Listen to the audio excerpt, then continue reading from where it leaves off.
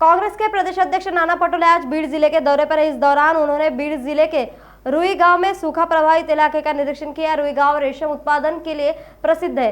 रेशम उत्पादन के लिए लगभग 1200 एकड़ कृषि भूमि का उपयोग किया जाता है, लेकिन इस वर्ष सूखे के कारण पूरे 1200 हेक्टेयर कृषि भूमि पर रेशम उत्पादन नष्ट हो गया है।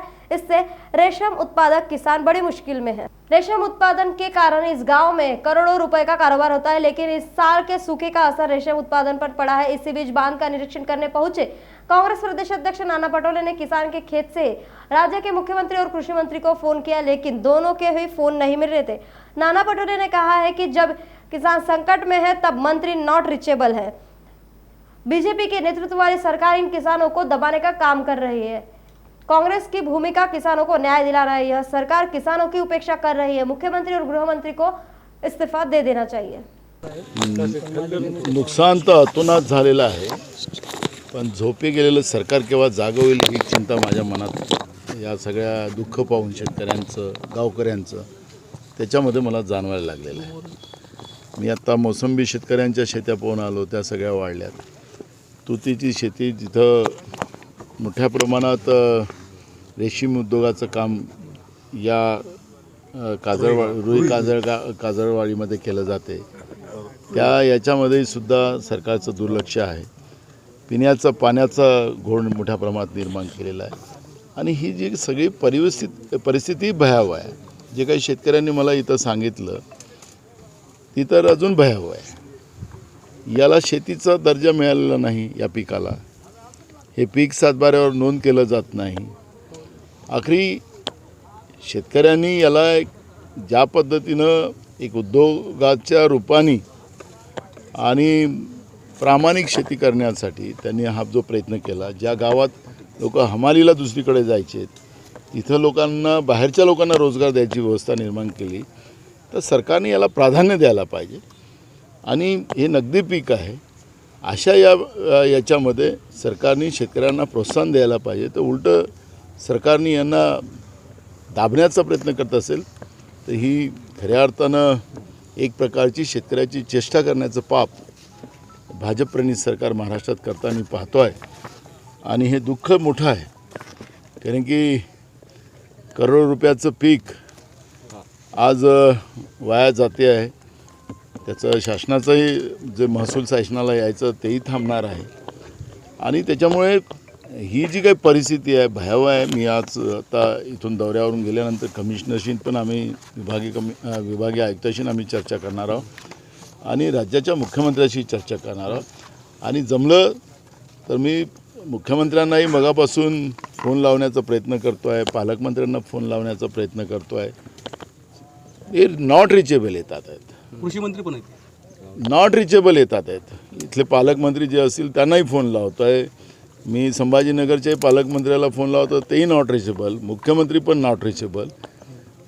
आखरी इथं लोक तडफडून मरतात आहेत, त्यांच्या वेदनेवर साधा फुंकर पण टाकायला सरकार येत नसेल, ही भयानक परिस्थिती आहे आणि ही गंभीर बाब आम्ही सरकारच्या प्रशासनाच्या लक्षात आणून देऊ। आणि मी शेतकऱ्यांना आवाहन करेन की तुमचं नुकसान झालेलं आहे, तुमच्या मनात चिंता आहे, पण असं पाऊल उचलू नका की आत्महत्येचं पाऊल कोणी उचलू नका। आत्महत्या हे पाप आहे आपल्यालाच आपलं शास्त्र सांगतं, पण जीव गेला तर वापस येत नाही। पण हेच पुन्हा आपण हा माडरान उभा करू आणि शेतकऱ्यांना न्याय देण्याची भूमिका आमची राहणार आहे। त्या पद्धतीची गॅरंटीसुद्धा काँग्रेस पक्षाचे नेते राहुल गांधीजींनी पण दिलेली आहे आणि पुन्हा शेतकऱ्यांना उभं करण्याचा एक संकल्प आम्ही करतो आहे। पण कोणीही शेतकऱ्यांनी आत्महत्या करू नये असं तुमच्या माध्यमातून महाराष्ट्राच्या शेतकऱ्याला मी आवाहन करतो। बघा, मूळ प्रश्न लोकशाहीमधला एवढाच आहे, सत्ता येते जाते।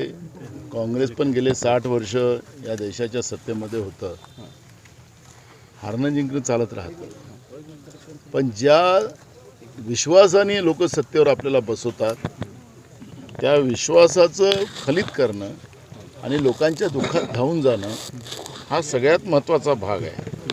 पण आज आपण पाहतो आहे की सरकार पुन्हा कसं येईल आणि पुन्हा शेतकऱ्याला आत्महत्या करायला आम्ही अजून लावू असं सरकारचं मत असेल तर ही ही लोकशाही अशी व्यवस्था या देशाच्या शेतकऱ्यांना आणि गरीब माणसाला नको अशा भावना होतात.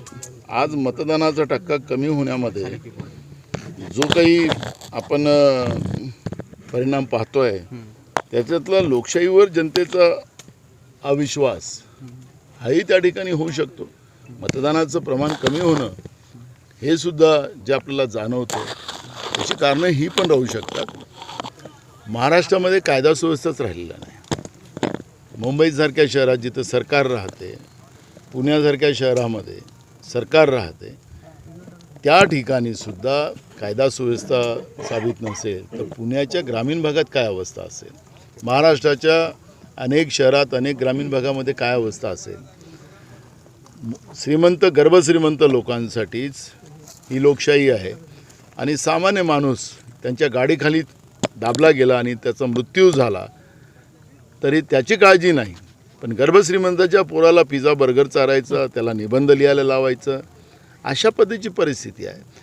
आणि म्हणून राज्याच्या उपमुख्यमंत्र्यांनी गृहमंत्र्यांनी राजीनामा द्यावा आणि मुख्यमंत्र्यांनी पुढे येऊन राज्यामध्ये दुष्काळाच्या बाबत आणि हे कायदा सुव्यवस्थेच्या बाबतचं लोकांना स्पष्ट सांगावं ही भूमिका आमची आहे. पण मुख्यमंत्री सुट्टीवर चालले गेले